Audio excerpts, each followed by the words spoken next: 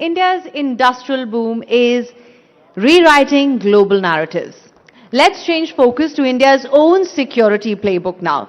In a world of shifting alliances and emerging threats, what's driving Bharat's defense strategy?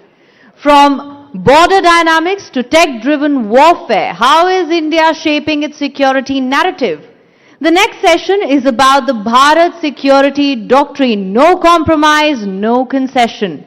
Please welcome Rajesh Kumar Singh, Defense Secretary to India's security priorities, defense reforms and strategic choices in conversation with Rahul Shivshankar.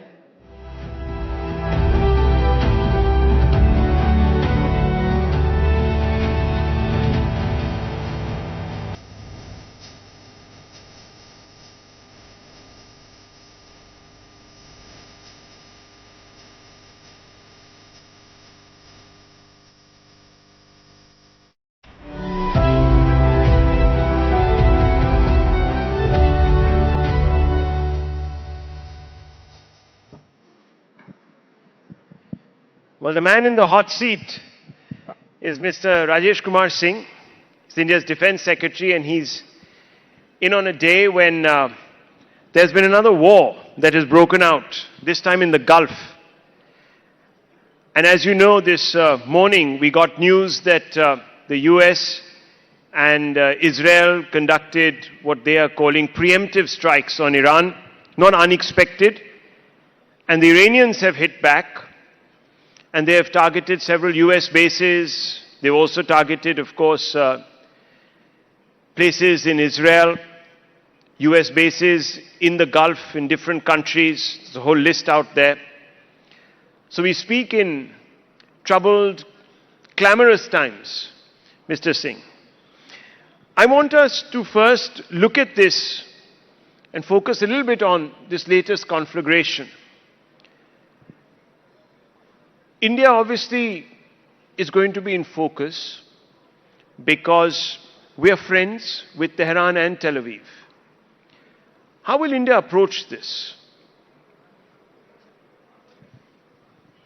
Well, Rahul, the events are moving pretty fast, so I don't want to, make too many comments at this stage. But I do want to say that I'm happy that we're in India. We are an oasis in this world where there is a lot of geopolitical, a kind of geopolitical flux that is of conflicts around the world, including in the Middle East and in Europe for that matter.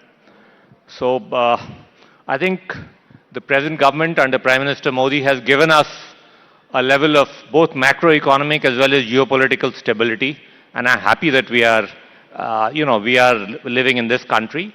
But of course, in the Middle East, we have stakes there. We have a very large diaspora. We'll be watching developments very, very closely. We have strong strategic partnerships with some of those countries. And we will have to sort of continue to maintain those. Our policy is to have a multi-aligned kind of a diplomatic engagement. So let's see where it goes. But as of now, I would only say that we hope things will settle down, both for our own interests in terms of its impact on our oil supplies, but also for the people of those countries. Well, let me ask you this, because we also have an important stake in Iran. In a sense, there is the Chabahar port. We were, and this is what has come out in the media, that we were asked to pull back from that arrangement that we have, and we secured an exception, which has now, of course, we've been put on notice, so to speak, by Trump. How does that affect India's strategic play in that particular neck of the woods if we have to give up our interest in Chabahar?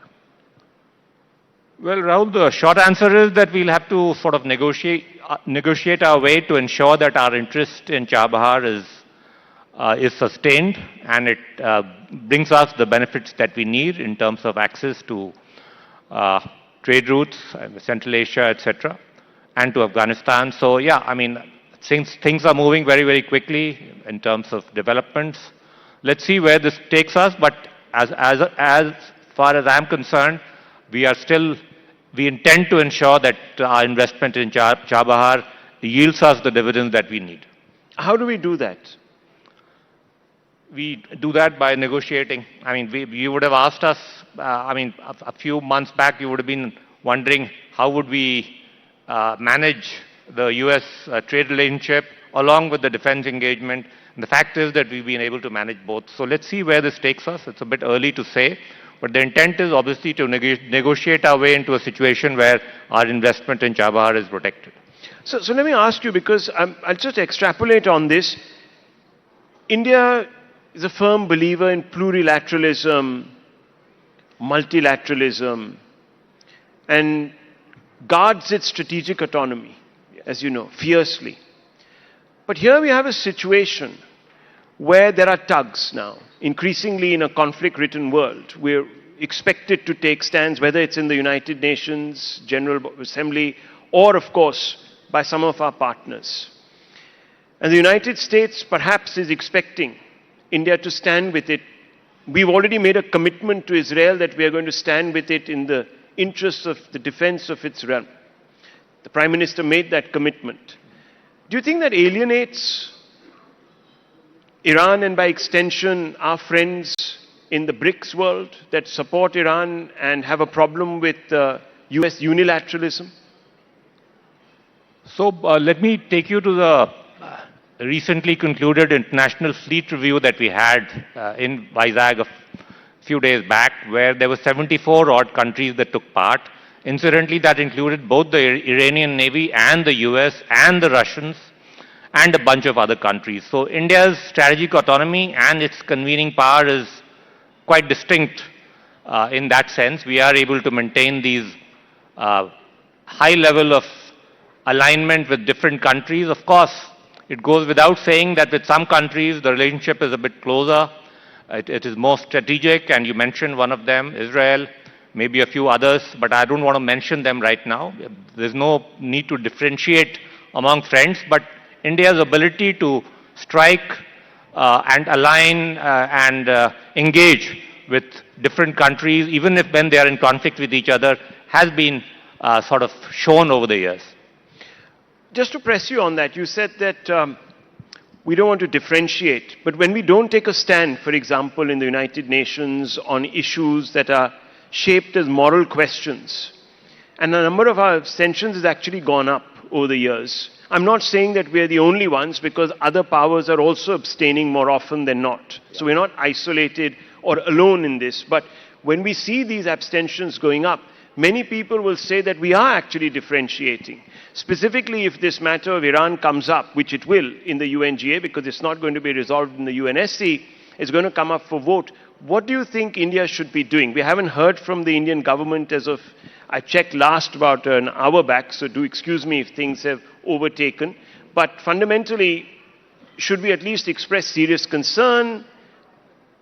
Or should we stand up and say that perhaps it's going a bit too far?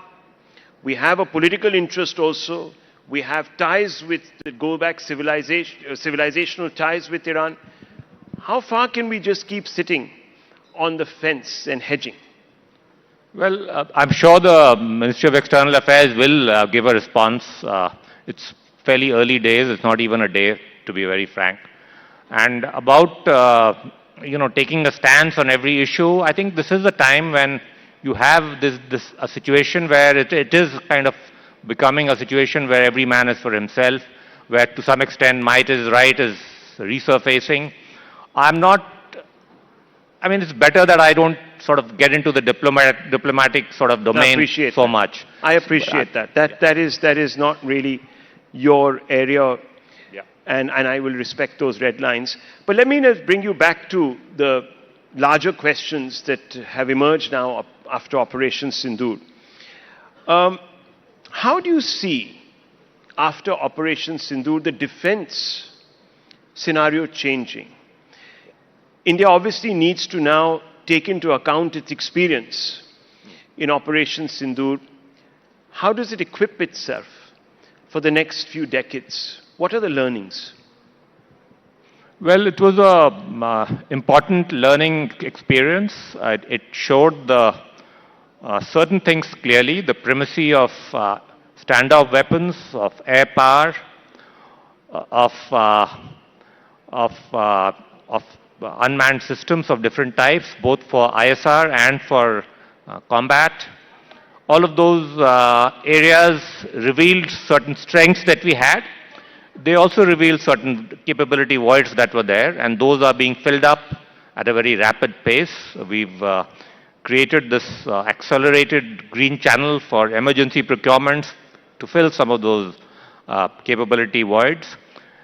In addition, you would have observed that we've got a significant jump in our modernization budget for the year, for the next financial year of 24%. That would enable us to ensure that in different areas for the Air Force, we will need more fighters, more refuelers, and more AWACS. For the Navy, we need more platforms, including underwater platforms. And as I mentioned, we need more unmanned systems of different types for both ISR and for combat. So all of those areas are being addressed very, very speedily in terms of faster procurements. We've signed, as I keep mentioning, a record 2.9 lakh crores of 2.9 lakh crore worth of contracts last year. This year we've already hit about 2 lakh crores of contract. The intent is to give visibility to industry in terms of what they need to do all the way down the value chain. And we're going to keep up the pace until every area of where we have a capability issue is speedily addressed. So the DAC has gone ahead and approved purchases of the Rafales. As you know, there are also conversations happening with the Russians for the purchase of the advanced Sukhoi. There's also, of course, US interest. Which direction are we headed? Are we going to keep all three engaged? Are they all three players that we're looking at to acquire aircraft and other weapon systems, specifically aircraft? Let's talk about those first. So on aircraft, you are aware that we've indicated our willingness to go ahead in principle with the MRFA, the Rafales that you mentioned, subject to two conditions: that they have to be largely made in India and that they would have a minimum level of indigenous content, which we are going to negotiate with them, and we will have a threshold that we have in mind, and also the ability to integrate our weapons on them, if not complete access to the source code, at least to the ICDs, so that our weapons can be integrated. So subject to us able to negotiate those outcomes, we will proceed with that program in a big way. It also gives us the advantage of having a second fighter jet production line in the country, since so far we've essentially had only one player in that area. And as you are aware, for our own fifth generation program, the AMCA, we are in the process of shortlisting, most probably a private player for building the prototypes. So as of now, the direction is clear. We are going to do the MRFA program with Rafale. Our fifth generation fighter is going to be the AMCA. On the other two candidates that you mentioned, we've not taken a call as yet, but as of now, that is the way we are proceeding. So you're saying we haven't taken a call on the Russian and the American offer that's on the table? Yeah. That's right. That's an important bit of news coming out from Rising Bharat Summit. I know that it's not possible for you to give names of any preferred partners, but will India take a call on procuring the fifth generation fighters this year? Because the deadlines that were inviolable at one time, as far as our own AMCA is concerned, are constantly being pushed. And I know that the Air Chief has also expressed his disappointment. I wouldn't be able to give a timeline on this because, frankly, we've not really applied our mind. There are too many other things happening around the world. It's going to be a major strategic decision. Once we take a call, the media will get to know. But as of now, we don't have a decision on that. The Air Chief did express his disappointment at the fact that indigenous production is not meeting the timelines. What is the issue here, number one? Number two, on the issue of procuring engines or manufacturing our own engines, where are we as of now? You have said that you are hoping to involve private players. Have anyone come forth? Is there a lot of interest? So, two, three different issues here. I think you were talking about the delays in, with regard to the chief statement is, I guess, about the light combat aircraft Tejas program. That's right. Now, in that program, there is a dependency on the engine, which has caused delays in the past. But 5 engines have come now, and the expectation is that 20 more will come in this calendar year. The delay in terms of taking deliveries right now is in relation to integration of certain weapons and radar and EW systems, which is ongoing. Hopefully that will get sorted out by April this year. The intent really is that now that HAL has an order for 180 of these LCA Mark 1A aircraft, that they will be able to perfect this as a, not only it is a very, very safe, very, very dynamic aircraft, but there is an issue in terms of integration of adequate weaponry on it. Hopefully that will be perfected over the course of this order in the next 1 year or so, I would imagine, or even earlier. So that process will enable then this large sort of increase in our fighter aircraft inventory.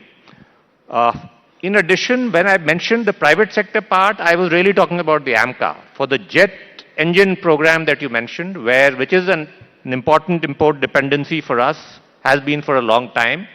The government is intending to have one of our labs, the GTRE, a DRDO lab, tie up with an international engine house, subject to the condition that they tie IPR West within the country. Now that process of taking an approval for that program, which will be a significant and a fairly financially large program, is currently underway. So I'll come back to the Tejas question in just a few moments, but I just want to go back to where we were with Russia, purchase of Sukhoi 57s and so on and so forth. Have sanctions and now, of course, the talks with regards to the framework of a trade deal with the United States in any way impeded on India's interest in acquiring Russian weapon systems, A, B, the Sukhoi 57?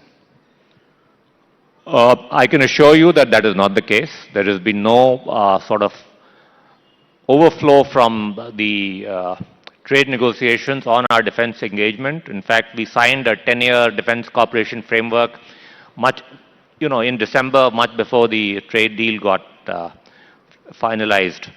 So that's not the case. We continue to take from the Russians equipment that we need, and we will do so with the Americans and the French or anybody else where we identify weapons or platforms that we really need. But more than any of this, we really want to double down on indigenization and try to make sure that either we do it ourselves, or at least where the TRL level is a bit low in India, at least we get TOT and do it through the Make in India route. But is the Sukhoi 57 on the table? Because a number of people don't think it's the best. Yeah, so again, which is why I mentioned that we've not taken a call on this yet. And the issue that you mentioned, the comparisons, all of that, I would not be able to really answer. But yes, all of those issues have prevented us from taking a final call on this. Coming back to Tejas, what is the initial feedback on the recent Tejas crash? Well, this was a incident at the ground level. It is a relatively minor accident. It did not involve an ejection. The pilot was safe. There is some damage to the aircraft, but because it involved some level of malfunctioning, that is why there is the entire aircraft fleet is still operational. But meanwhile, the precautionary checks are being done with respect to this particular element. So I would say that it's not that serious an accident, but nonetheless, as a precaution, we are ensuring that the safety checks are done, which is why everybody's been saying that they didn't take part in Vayu Shakti, which, well, that was the reason, but the aircraft are still operational. But nothing that happened in the Dubai Air Show has led to the decision not to showcase the Tejas. No, nothing to do with that. This was linked to as I mentioned, a ground level incident which happened only much after the Dubai incident. As far as the overall safety record of LCA is concerned, you would see that from 2019 onwards, it has had several thousand hours of flying, and its safety record is one of the most robust in the world. So are you saying that the Dubai incident was an aberration? That's what I'm saying, yes. Correct. And there was no underlying technical issue which would raise red flags? Yes, I mean, that is the indication that we have from the Air Force and from HAL. How do you expect defense production and exports to go up? You said Atmanirbharta is obviously the most important spoke in the wheel now going forward. How do we get to the point where we become Atmanirbhar, and what is the timeline that we have in mind? And let's look across all sectors. Well, I mean, the way you make it happen is by taking certain policy decisions and then sticking to those. One of those is that we don't do any imports until we do them only as an exception, and that too, every such decision goes to the entire Defense Acquisition Council, which means the Raksha Mantri personally has to clear those any imports. The second is that we ensure that we have a normative target in front of us, that every year we'll ensure that at least 75% of our money, the modernization budget, is spent within the country. And we've achieved that over the last 2 years. Last year it was as high as 88%. So this combination of factors, the fact that global buys would be an exception, that your Indian rupee contracts will dominate to the extent of 75%, and the fact that even when you do any import of platforms, you ensure that the bulk of those two are made in India, as you would have observed in respect of the prospective Rafale deal as well. So these sort of policy, this policy framework in a way ensures that that Atmanirbharta is built into the procurement process itself. Now, there are some people who say that one way of sort of making our own industry, specifically the PSUs, more competitive is to perhaps open them up, divest. Yeah. So, are we seeing any roadmap towards the privatization of certain defense PSUs? Is that on the cards at all? Well, I mean, before that, let me say that for a long time we've been hearing that this phrase, the level playing field, and the private sector doesn't get a level playing field. I think over the course of the last couple of years, those complaints have largely disappeared, because we've ensured that whether it is the AMCA project where we actually opened it up beyond HAL, whether it is in terms of ammunition where we revised the defense procurement manual to ensure that there is no NOC business from a public sector before you go to a private sector. We've removed product reservations. So all of these areas, the monopoly position of the public sector has already been dismantled. So in that sense, we've taken real steps, and I don't think the private sector will have any complaints to say. We've removed the issue of nomination of any orders being guided towards a particular PSU. All that is over. We are doing everything, almost everything through tendering, through competitive bidding, where the private sector, gets to play a role. The only area that is different is that the private sector industry in defense needs a license, whereas the PSU, obviously, because it is fully owned by government, doesn't need a license. Everything else is probably the same for both categories. As regards disinvestment or divestment, I don't have a brief on that, so I wouldn't be able to tell you right now as to what is the plan. But are you open to the idea? Personally, I am open to the idea. I think in many of our PSUs, which are in any case public companies with significant quantities which are already on the available in the public in the markets, the possibility of many of them are riding high in terms of their stock prices as well. But in terms of whether you dilute some of it, that is a decision that perhaps is not entirely mine to take. My personal view is that some level of dilution could be done. But more importantly, as I mentioned, we've tried to ensure that the public sector monopoly is dismantled not only to improve efficiency, but my view, and I believe it passionately, is that the competition from the private sector will improve the performance of the public sector as well. How many applications does the Defense Ministry have for 100% FDI in new and existing defense projects, sir? I don't have a current figure. The only 100% FDI that we have so far is one particular company, a Swedish company. I don't know if there are others as well. The reason why the FDI in defense is not that high in numbers is because in our procurement process, we don't treat a majority foreign-owned firm as an Indian vendor. Until we change that, the large FDI may not come. But at this stage in our development process, as we develop a modern defense industrial complex, incidentally, during the process of review of our defense acquisition procedure, this was discussed, whether we should allow even a 100% foreign OEM subsidiary in India to be also treated as an Indian vendor.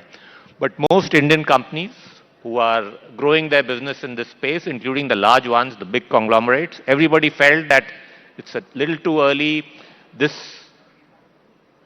definition of an Indian vendor gives them leverage in terms of getting technology and tie-ups from foreign OEMs, which is why a considered decision right now is that we won't do it right away, which is why I don't expect big numbers in FDI to come. However, I want to say that there could be cases where there is a particular niche technology which is not available anywhere else. And in such a case, a strategic partnership, even with a foreign OEM, with a subsidiary or even a 100% subsidiary, could be considered. But as a policy, we've not decided to treat a foreign company as an Indian vendor as of now.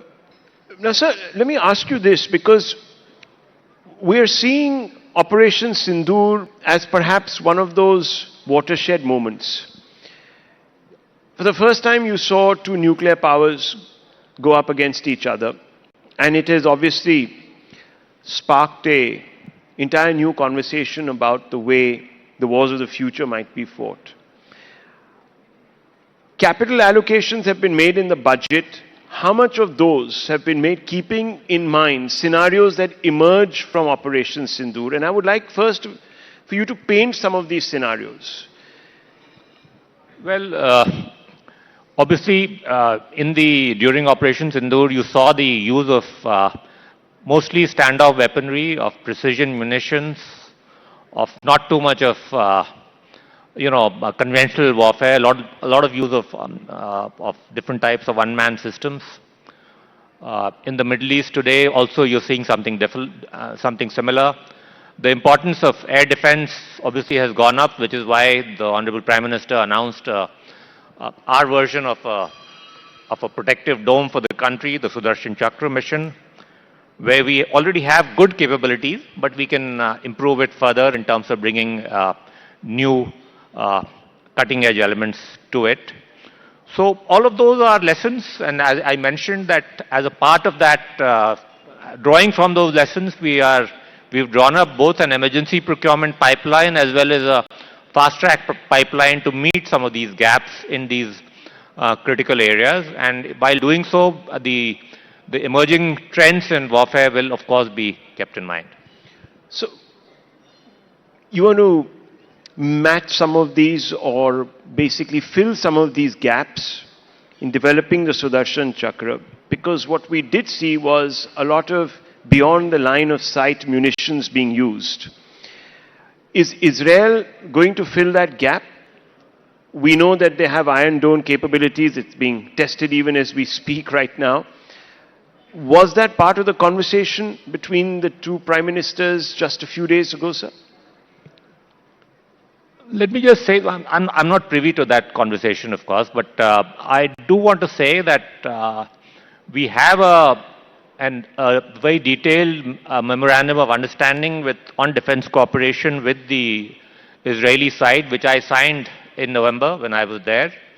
And we are building on that with a lot of industrial collaborations with their key Israeli companies, two of which are public sector companies, IAL and Rafael, and one is a private company, Elbit. All three are active in India. They've tied up with multiple Indian companies, including both public and private sector companies. Now, the intent is that in the coming years, you will see a lot of co-production and joint ventures happening in India, where Israeli and Indian companies will collaborate. They need India's scale and our labor, because obviously it's a small country. They will never be able to get the kind of scale and production that India can offer. They in turn can offer us cutting edge technologies, particularly in some of the niche areas that you mentioned. So we are working on all of that, but a lot of this stuff by definition has to be kept confidential. So all I would say is that yes, we have a very active, very robust defense cooperation engagement with Israel, and I'm sure the Prime Minister's recent visit will strengthen this relationship in this domain as well. So on a follow-up there, after Operation Sindoor, there was this apprehension that we might have depleted some of our munitions. Have we now replenished to levels prior to Operation Sindoor? Are we back to where we should be? Well, the emergency procurement was in fact designed to replenish some of those inventories. I would say we've signed contracts to replenish most and even strengthen those inventories. That process is on with various countries, including both the US and the Russians, just to sort of re-emphasize the point about strategic autonomy. So yes, that process is on, and in certain cases the inventory would be not only replenished but would be further strengthened. So there will be an augmentation. Beyond the line of sight munitions, obviously a game changer, and we're seeing them again being used in the Gulf over the last few hours. Just to take that conversation with you forward, there has always been a debate about whether we should be investing, for example, in hardware like your main carriers, battleship carriers. Has Operation Sindoor brought any clarity to that debate? Which side of the fence are we now on? So I'll talk about the aircraft carrier a little later, but as you know, India does already have 2 aircraft carriers. Equally importantly, this government has had the courage and the clarity to ensure that our island territories are also suitably utilized to meet our strategic needs, whether it is in terms of building up strategic assets or commercial development of our islands. And the importance of standoff weapons was borne out during Operation Sindoor. And let me stress that a lot of because of the foresight of Dr. APJ Abdul Kalam in particular, India has a fairly large, well-developed, diversified missile development program. This is one area where DRDO has done quite well. And these are, some of these standoff weapons, long-range missiles, strategic types of systems, nobody is going to give it to you, frankly. So you have to do it yourself, and we have done it ourselves. There would still be some niche areas which we would rely on friendly foreign countries for technology transfers or co-production. But for the most part, for many of these systems, I think this is a success story of indigenization in any case. But let's just go back to the battleship question. Has that been resolved now after Operation Sindoor? I think we need some clarity on that. We've not taken a view on the 3rd aircraft carrier. So I would say that the debate is still on. The development, as you said, of some of our island territories, that's been a priority, and it's of course now come out in the news also that we are going ahead with the Great Nicobar project. How did that change dynamics from a defense strategy point of view? I know some of these will be dual use, so it won't just be purely commercial. Yeah, so, without talking too much Let me just be very direct. Sorry, I didn't mean to cut you off. Is this aimed at some of the region's powers? Let me be very direct.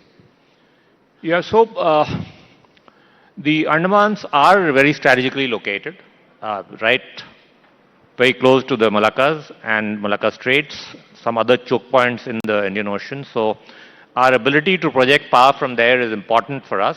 Also, there is an important, they are important economic assets as well if we can develop it, if we can develop a large ICTT, a large container terminal there, if we can develop it as a tourist hub, build a township there, all of that are on the anvil. And the point is that because it is so close to some of the densest, one of the densest trade routes in the world, it enables you to create a condition where we can rival a Hong Kong or a Singapore in terms of developing that territory.